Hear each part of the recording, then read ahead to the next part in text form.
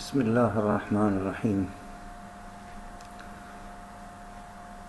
This lecture was a clinical lecture about approach to patients with neonatal cholestatic jaundice. And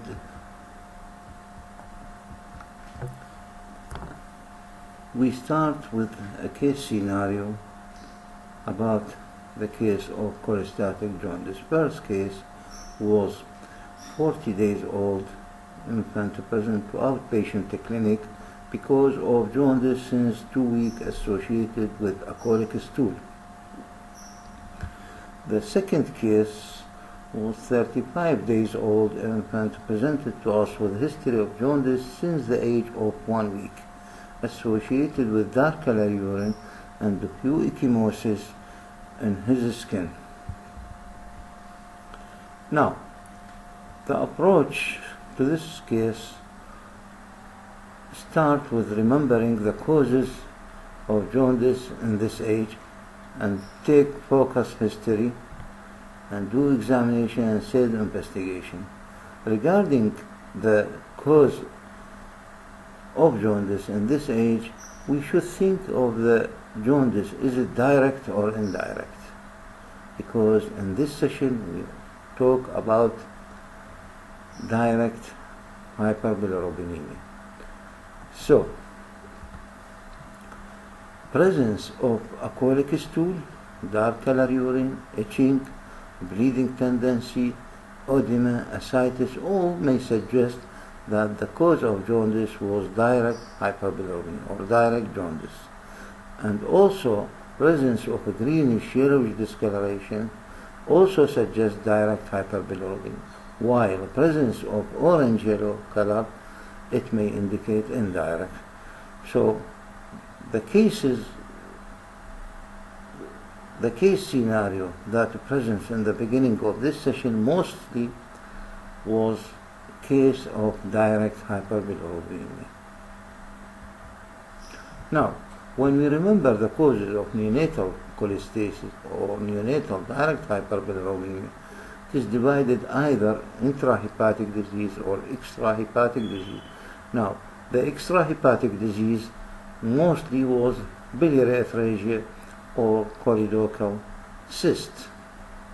In intrahepatic disease, we have either hepatocyte disease or hepatocyte injury, which include metabolic disease like galactosemia, tyrosinemia, alpha-1 antitrypsin deficiency, viral disease, viral congenital disease like torch infection. Also, we have an infection, acute infection in infant or neonate like UTI, sepsis also may cause neonatal cholestasis. Idiopathic neonatal hepatitis also may cause hepatocyte injury, and it is due to unknown cause.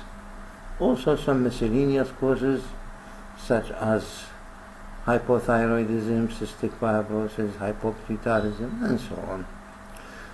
Now, regarding intrahepatic bile duct disease, we have the most important bile duct paucity or hypoplasia, and the best example of this is Alagille syndrome. There is also a cases without syndrome, it is just isolated bile duct paucity or hypoplasia. So either extra or intrahepatic disease. Now, how we can take focus history from this patient? First of all, we have to ask about onset of the jaundice. And the onset was very important here because in some cases, like torch, may start as early as possible. It may start in the first day, second day, third day.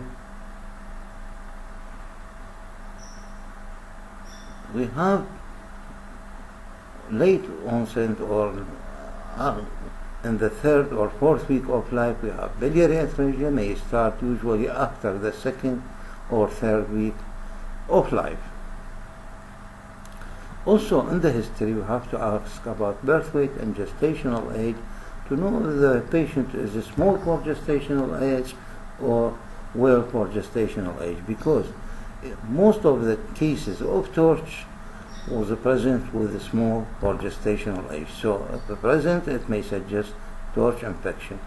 Color of stool and color of urine and the presence of itching. Itching that may indicate cholestatic disease or direct hyperbilirubinemia. Urine, dark color urine also. Now the color of stool was very important because persistent colic or one light color stool like this, it may indicate a biliary atresia or persistent obstruction. While in cases of normal color stool or intermittent color stool, it may indicate intrahepatic disease. Also we have to ask about failure to thrive. Also we have to ask about the small head. And the small head usually seen in cases of torch infection.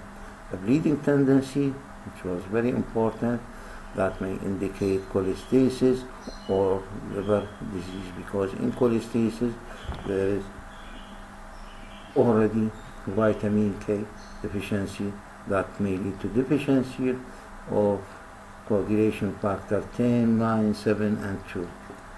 Now also bleeding tendency may indicate also liver disease, because all of the coagulation factor was sensitized in the liver, so there will be bleeding tendency. Also bleeding tendency may be related to decrease in the platelet level due to thrombocytopenia, which may be due to portal hypertension associated with the chronic liver disease that may be present with the cases of cholestatic jaundice. Also edematositis that may indicate liver disease. Also we have to ask about fever, decreased activity, decreased feeding that may indicate systemic symptom that may be associated with infection like UTI, like sepsis, that may be already one of the causes of cholestatic jaundice, or maybe some of the liver disease already associated with infection. Also here we can see the abnormal color of stool, a colic stool, or here the normal color stool. This stool count is present in some country for screening of their baby's stool. Also, in focus history of this patient, we have to ask about vomiting and diarrhea. And presence of vomiting and diarrhea can be associated with infection like sepsis, because in neonatal period infection may cause vomiting and diarrhea, and we mentioned that infection like sepsis already can cause neonatal cholestasis. Presence of vomiting and persistent vomiting may indicate a metabolic disease. Presence of constipation and the history may indicate hypothyroidism. Also we have to ask if there is any abnormal body movement or fit or any attack of hypoglycemia, because fit may be due to hypoglycemia, and the hypoglycemia may be related to some of the metabolic disease like galactosemia, and may be due to severe liver damage.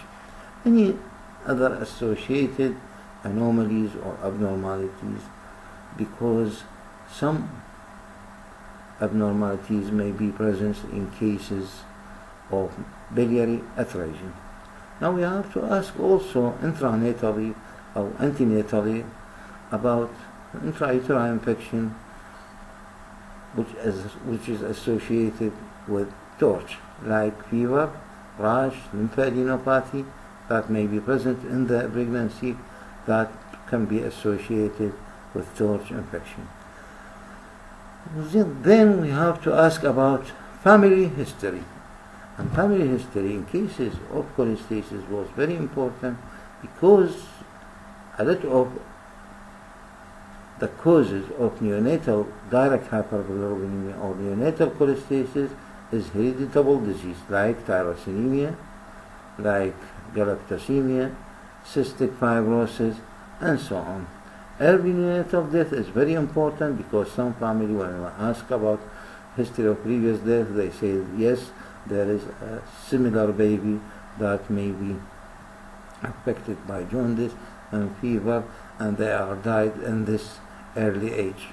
So it may indicate a metabolic or hereditable disease. Delay in passage meconium that can be seen in cases of hypothyroidism, in cases of cystic fibrosis, and so on. So after we take a focus history about this point, so we have to do examination. First of all, in examination, we have to see if the patient is ill-look toxic patient or well-looking. Because ill-look toxic patient, it may indicate patient have severe infection or sepsis or sometimes metabolic disease. So it is very important. While in biliary atresia at the beginning of the illness, it appears well apart from jaundice and hepatomegaly with a colic stool. Growth parameter, we have to see if the patient is failing to thrive or well. Also we have to see if the patient have microcephaly, to see the OFC. So if there is a microcephaly, that may indicate congenital torch infection. We have to see also the color of jaundice. As I mentioned previously, the jaundice is green yellow, that indicate usually direct hyperbilirubinemia, or orange yellow, that may indicate indirect hyperbilirubinemia. Also color, because the patient may develop anemia because of a chronic illness, freeze oral feeding, and so on, and bad nutrition, and so on. We have also to see if there is any mucocutaneous bleeding. So GIT bleeding, skin bleeding, mucous membrane bleeding. All these may indicate that the liver was involved, because already, as I mentioned previously, there is a bleeding tendency due to either liver disease or due to deficiency of vitamin K or due to portal hypertension. Scratch sign, as I mentioned, there is an itching, so there may be a scratching sign in the skin. Also xanthoma due to cholesterol, as you look in this picture. You see this is an xanthoma. Also we can examine the eye. In the eye, when we see a corneal opacity or cataract, like it's seen in cases of torch infection or galactosemia, also can see mild chorioretinitis, and so on. Clubbing, especially in long-standing disease, maybe appear, but in the beginning it may be normal nail, so it is may be seen in long-standing disease. Abnormal facies, that may give us a clue to the diagnosis, as in this case congenital hypothyroidism, that may appear with a special coarse feature, protruded tongue, protruded and umbilical hernia, low hairline, and so on. Also in cases of Alagille have a special facial feature. Cardiac examination was very important during the examination of such patient, because some cases of biliary atresia may be associated with congenital heart disease or dextrocardia. Also some cases of Alagille may be associated with congenital heart disease. So cardiac examination was very important here. Also we have to see if there is a leg swelling, that may indicate an edema. Palmar edema, which is a feature with a spider nearby, which is a feature of a chronic liver disease, but is usually rarely seen because it needs long-standing chronic liver disease. Abdominal examination, that may include abdominal distension, like this, inverted umbilicus, ascites, You see this severe abdominal distension and dilated vein in the abdominal wall and caput medusa, any hepatosplenomegaly. Also, on the examination, if you can witness the color of stool and urine, especially the stool, because sometimes the mother tell you that there is normal color stool, but when you see it and you have an experience in the color of a stool, you can see that this color is a colic or clay color stool. This is a picture of palmar edema. This is severe abdominal distension with ascites, and you can see very obvious abdominal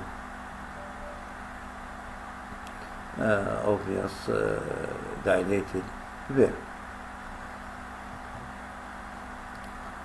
Now, after we remember the causes of a patient complaint and we decide that this patient is direct hyperbilirubinemia, and we take a focus history, then we do an examination of this patient, how we can investigate such a patient. First of all, we have to do liver function test, then complete blood count. It is very important to start with the liver function test, then mention the complete blood count. Also, radiological examination and the specific test for diagnosis of the case. Now, liver function tests include TSB, direct and indirect liver enzyme that include ALT and AST that may indicate hepatocellular damage, also PT and PTT and serum albumin that indicate synthetic function of the liver, alkaline phosphatase and gamma glutamyl transcriptidase that indicate excretory function of the liver. And because alkaline phosphatase sometimes is elevated in other diseases like bone disease, gamma glutamyl transcriptidase is specific for excretory function of the liver. Some author may add cholesterol, but it is not as important as TSB, liver enzyme, PT, PTT, albumin, and alkaline phosphatase and gamma glutamyl transcriptidase.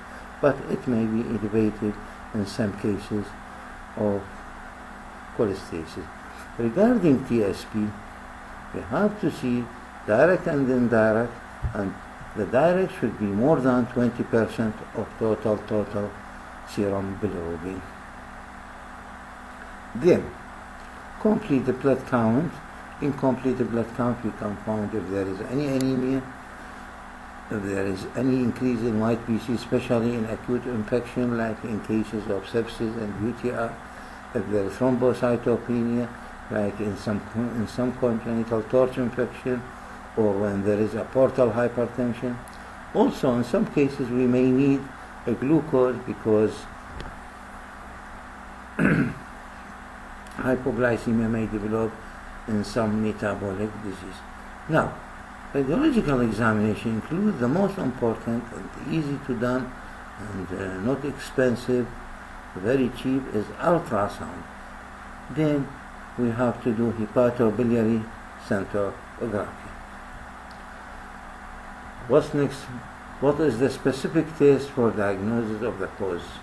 We have to do sepsis seeking blood, urine, CSF analysis, and culture for bacteria and viruses, because as I mentioned, there is sepsis, UTI, and infection that can cause cholestasis. Also, infection may be already present with cholestatic jaundice, especially if there is a liver disease. Also, serological examination for torch, which is very important, and if it is positive, we can do a further investigation in some of the disease by PCR documentation of the virus. Also, we can use urine investigation for bilirubin, glucose, reducing substance as correctors in cases of galactosemia. Also, we can send red blood cell galactose 1-phosphate uridyl transferase in cases of galactosemia, which may be severely deficient in such cases. Also, we can do tandem mass spectrometry, which is a screening for some of the metabolic disease and as galactosemia and tyrosinemia. And if it is positive, there is another test for documentation of this disease. This test is just a screening test. If it is negative, it is okay. If it is positive, we have to do another confirmatory test. Serum and urine chromatograph for amino acid disease, as in cases of tyrosinemia. Also, if we suspect the case hypothyroidism, we can send thyroid function test, T3, T4, and TSH. Sweat test for cystic fibrosis. Also, analysis for alpha-1 antitrypsin, which is, if it's deficient, we can send genetic study for alpha-1 antitrypsin deficiency disease. Also, genetic study, we can need it for some cases like Alagille disease. Further tests maybe need liver biopsy, and in some cases, if we suspect biliary atresia, then we can do exploratory laparotomy and direct cholangiograph to determine the presence and site of obstruction. Now, here regarding the approach, if the patient with cholestasis has persistently a colic stool and the clinically suggestive that the patient may have biliary atresia, and also the sonar suggests biliary atresia, then we do hepatobiliary centrograph. Sometimes may need biopsy, but usually hepatobiliary centrograph may give us the benefit. So that can support the diagnosis of biliary atresia. So we can take the patient to surgery for exploratory laparotomy and direct cholangiograph. And if biliary atresia present, then Kasai operation can be done. So again, patient with cholestasis and has clinical suggestion, high clinical suspicion of biliary atresia from clinical history, by the onset, by presentation of the patient with persistently a colic stool, and the sonar suggests next step we have to do hepatobiliary scan, and if it is positive, so send the patient to the surgery for exploratory laparotomy and direct cholangiograph, and if it is present, we can do the Kasai operation.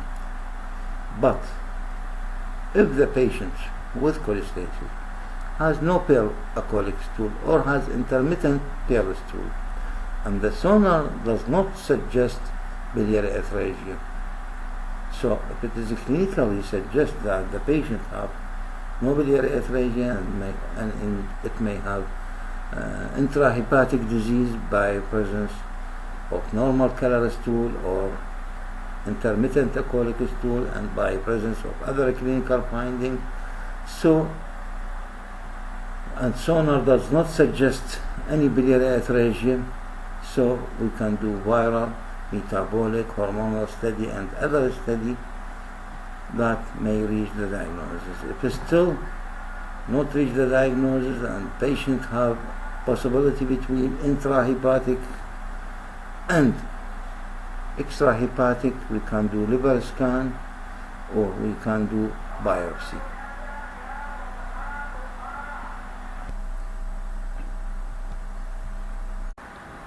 This is another story of jaundice, in which a neonate present to you at the third day of life with a jaundice.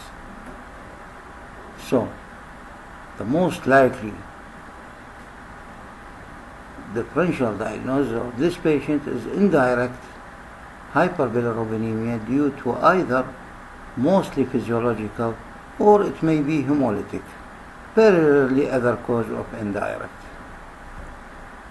So, when you have a patient present to you in the second or third day or fourth day of life with jaundice, we should think mostly of indirect hyperbilirubinemia and physiological then hemolytic disease.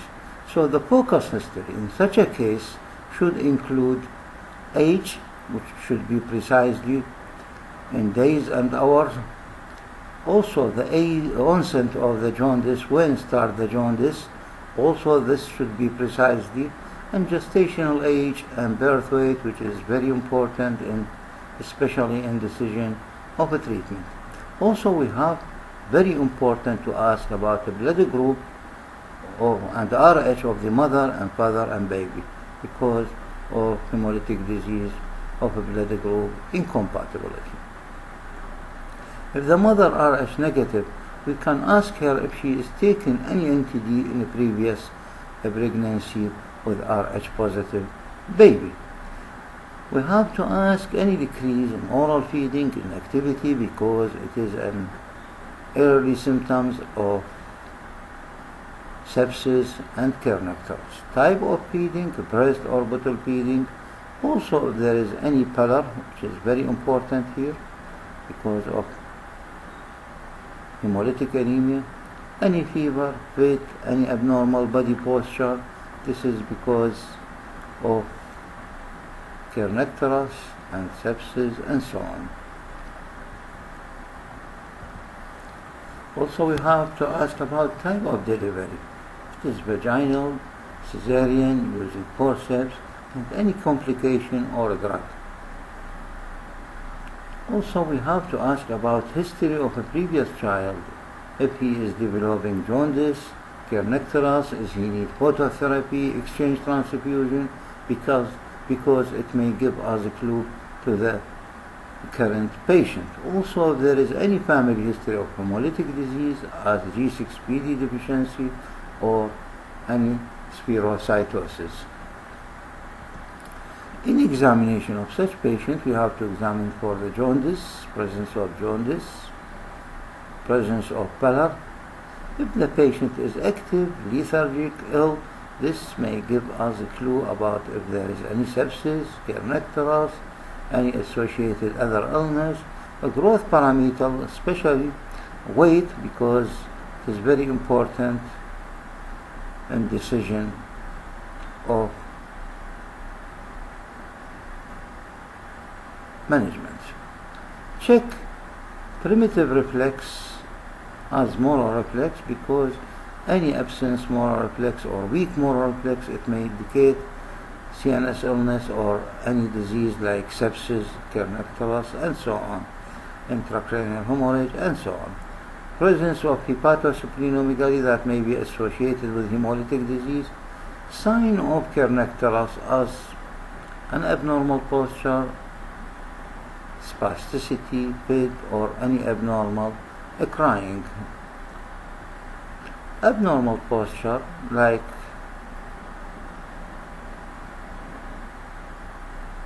opisthotonus and so on. Sign of sepsis, respiratory distress or respiratory disease or any other acute illness that may be a risk factor for developing of kernicterus in lower bilirubin level.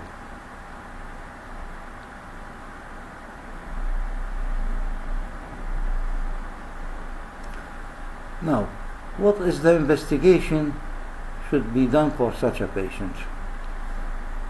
This includes total serum bilirubin. It may need direct and indirect. Most of the cases in this age, mostly it is indirect. So with it we need to do complete blood count, and we need from the complete blood count, most important was hemoglobin. Because of low hemoglobin, if there is low hemoglobin, we should think also of hemolytic anemia. So if we suspect a hemolysis, also we have to send with the complete reticulocyte count, blood film, and Coombs test. Also blood group and RH of the mother and baby, G6PD level, and any other investigation for hemolytic anemia. And thank you.